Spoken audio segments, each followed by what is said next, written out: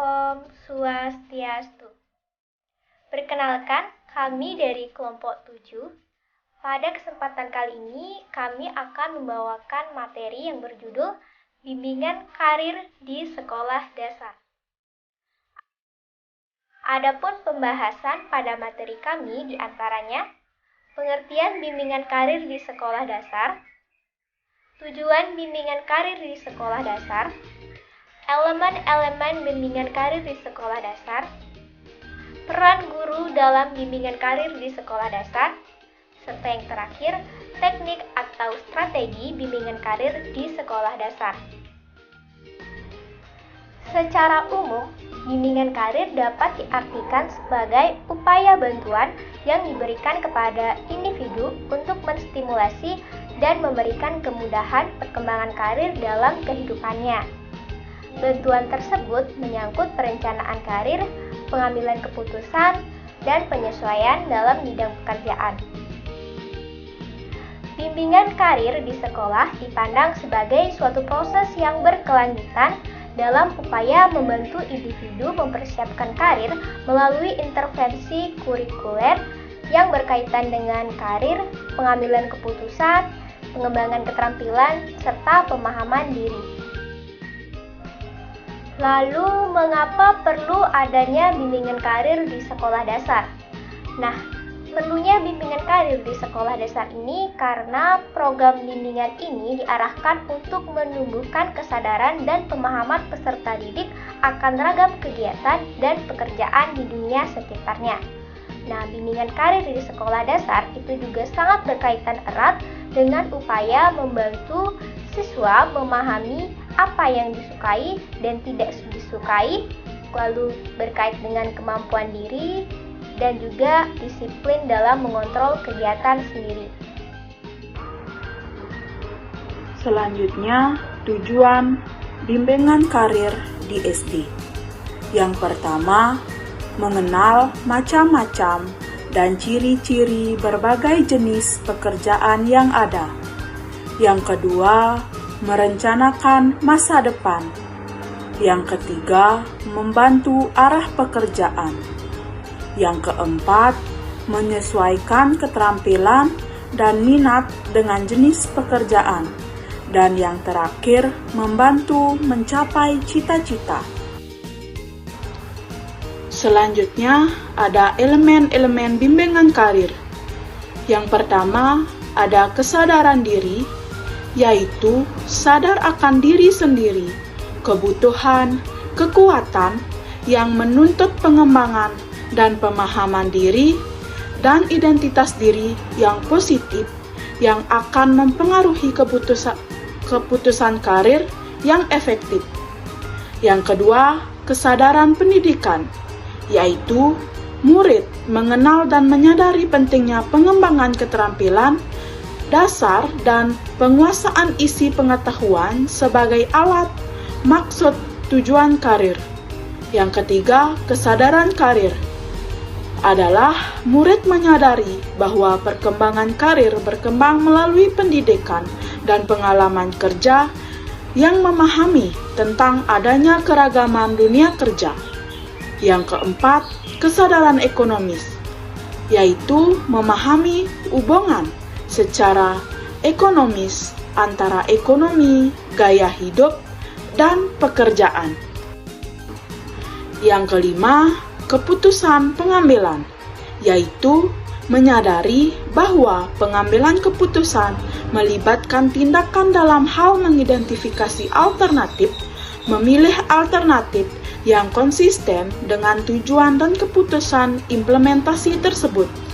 Yang keenam, kompetensi awal, yaitu mengembangkan keterampilan kognitif yang diperlukan untuk memasuki dunia karir. Yang ketujuh, apresiasi dan sikap, yaitu internalisasi karir yang memberikan kepuasan baik secara pribadi maupun sosial.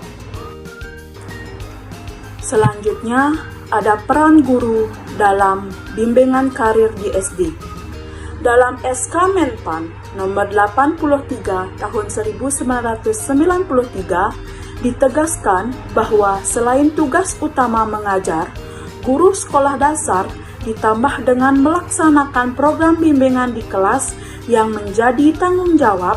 Bahkan Murrow dan Kottman menempatkan posisi guru sebagai unsur yang sangat kritis dalam implementasi program bimbingan perkembangan.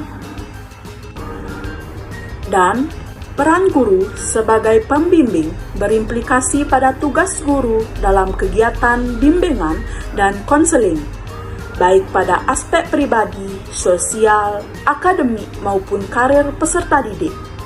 Selain itu, dilihat dari perannya, guru sebagai agen perubahan di kelas sewajarnya untuk selalu memperhatikan tingkah laku, kemauan peserta didik, dan sikap kaitannya dengan bimbingan sesuai kebutuhan siswa.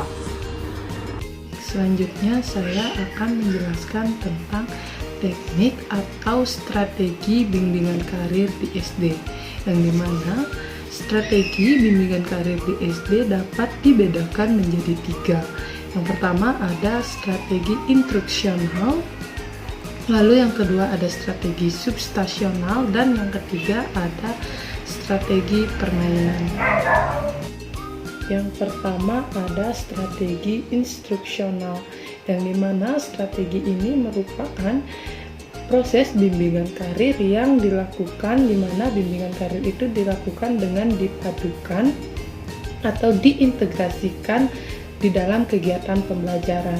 Jadi strategi ini menggunakan teknik-teknik pembelajaran seperti halnya pembelajaran unit, homeroom, lalu karya wisata, ceramah dari tokoh ataupun narasumber, media audiovisual ataupun yang lainnya. Selanjutnya ya strategi yang kedua yakni strategi substasional. Nah, jadi strategi ini merupakan bentuk penyelenggaraan bimbingan karir melalui hubungan interpersonal, yakni hubungan antara klien dan juga pembimbing atau pembimbing dengan klien. Nah, jadi yang termasuk strategi ini adalah teknik genogram, yang dimana teknik genogram ini merupakan sebuah alat bantu yang digunakan oleh guru untuk mengetahui sejarah keluarga atau kondisi dari pasien, yang dimana pasien di sini merupakan siswa kita sendiri. Selanjutnya strategi yang terakhir yakni strategi permainan, yang dimana strategi permainan ini merupakan strategi alternatif penyelenggaraan bimbingan karir di SD. Nah, jadi strategi ini berlangsung melalui permainan, yang dimana di dalam setiap permainan ini dapat menjangkau beberapa mantra sasaran. Nah, strategi ini dapat dilakukan dalam bentuk permainan proyeksi diri, permainan pilihan dan juga putusan nilai, serta permainan isu ataupun aturan. Nah, terkait strategi permainan, di sini ada macam-macam teknik permainan untuk bimbingan karir, yang dimana teknik permainan di sini dibagi menjadi 3. Yang pertama ada permainan proyeksi diri. Nah, permainan proyeksi diri ini merupakan permainan yang berupa mengungkapkan karakteristik, ciri ataupun sifat-sifat pribadi secara langsung. Nah, baik itu dalam bentuk lisan, tulisan, ataupun gerak-gerik isyarat. Nah, lalu yang kedua ada permainan pilihan putusan nilai. Nah, jadi permainan ini tentang bagaimana individu itu menentukan prioritas serta mengambil suatu keputusan ataupun tindakan yang didasarkan atas nilai-nilai yang dimilikinya. Nah, yang ketiga ada permainan isu atau permainan aturan. Nah, yang dimana permainan ini dilakukan dalam bentuk diskusi. Nah, jadi permainan ini dimulai dari pemilihan dan juga penentuan masalah atau isu ataupun peraturan hidup yang dihadapi siswa kita masing-masing. Jadi, berdasarkan materi yang telah kami paparkan, dapat disimpulkan bahwa bimbingan karir merupakan suatu upaya bantuan kepada individu untuk menstimulasi dan memberikan kemudahan perkembangan karir dalam kehidupannya.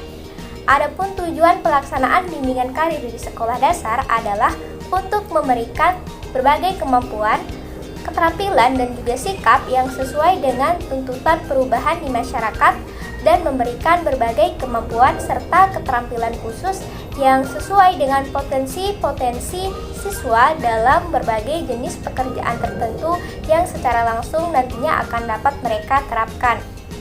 Dalam pelaksanaannya terdapat 3 teknik atau strategi yang bisa dilakukan oleh guru kepada peserta didik dalam memberikan layanan bimbingan karir. Di antaranya adalah teknik atau strategi instruksional, lalu ada teknik atau strategi substansional, dan yang terakhir adalah teknik atau strategi permainan. Baik, itulah kesimpulan dari materi yang telah kami paparkan. Kami ucapkan terima kasih kepada para penonton presentasi kami, dan kami mohon maaf apabila terdapat kesalahan kata maupun perbuatan dalam presentasi ini. Sekian presentasi yang dapat kami sampaikan. Kami tutup dengan Parama Santi. Om Santi Santi Santi Om.